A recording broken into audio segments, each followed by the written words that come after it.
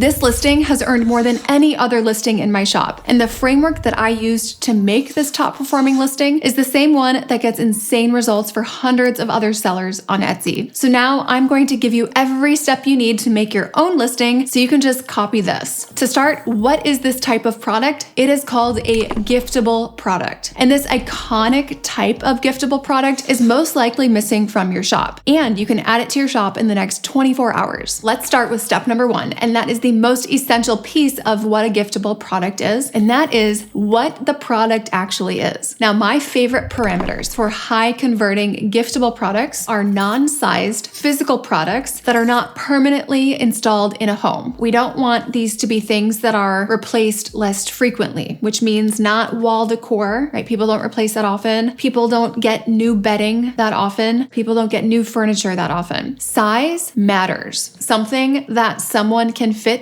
into a gift bag or with wrapping paper. So this is not like a 6-foot canvas wall art. That is so personal. If you're going to give decor, it's got to fit into a closet or a drawer, something people can tuck away. Non-sized items are going to do much better for more acquaintance type of gifts, for the neighbor, the post office person, the teacher. And then for things that you want to maybe have mama, nana, dad, etc., where maybe a family member is gifting it, then sized items are a safe option. High velocity price points. Okay, what are those? When people shop for gifts, they have a subconscious, or maybe it's a conscious idea of what they will spend. Under $20, $40 to $50, $75, $100, and $150. We want to go with the Starbucks pricing strategy. And this means offering no more than 2 to 4 options and then leading them to choose the middle option as the best value. And we'll do that through anchoring with your highest price point and your lowest price point. Now, for example, this might mean that you have a gift box and you have variations with different levels of how big it is. Maybe you have a $15 gift box, a $40 gift box, and a $100 gift box. Most people will go for the $40 gift box because it seems like such an amazing value versus the $100 gift box, but the $15 option seems too inexpensive. Now, if you start with high converting price point buckets, then the rest of your job is much easier. And from here, you're just reverse engineering the exact product that will fit into that price point to meet your margin goals. And an extra little tip for you, remember to use price point buckets in your SEO as well, just as if you were playing into a gift guide. By that, I mean gift under $20 or gift under $50 or gift under $100, things like that. But the price point doesn't matter if your customer would be embarrassed to give the gift to someone. So the key is that at any price point, it has to reflect value and not a cheap product. So my recommendation here is to go for value always when it comes to material and components. Do not try to fit as much visually into that price point product as possible. Quality doesn't mean more, it means better. Etsy customers now, they are much more likely to gift one larger heirloom quality item versus a collection of 20 super cheap dollar store items that are put into a box. Now, this is especially true for milestone event gifting situations like weddings, baby showers, funerals, and kind of more iconic birthdays like first birthday, 16th birthday, 21st, 50th, etc. Let's say you want to do a gift box. Instead of putting together a ton of dollar store products, instead, I would do something more like this, right? Where it's a high quality single product, right? Heirloom quality, and it's not a collection of a bunch of cheap things. Now, having a product that looks like a good value is great, but a good value has no impact on your sales if you don't look at this third hack, and that is adding a name to it with only 3 options. Yes, a name. This is the most straightforward personalization you can do versus a city and state or an address or a photo of a person. And a name is something that the buyer doesn't have to make a decision about. They know the name, they know the spelling. And now, why do we do 3 fonts? Anything more than 3 fonts can start to hurt your conversion rate. Now, what 3 fonts would I recommend? I recommend 1 modern font, 1 more retro font, and 1 script font. Nothing juvenile, even if you are selling kids products. So this means none of those kind of kids handwriting fonts, because parents are shopping and parents would still choose one of the 3 that appeals to them, not something that looks like some kid's handwriting. So my favorite way to find the best fonts is by using a font dupe tool. This is actually how I found my logo font for Etsy.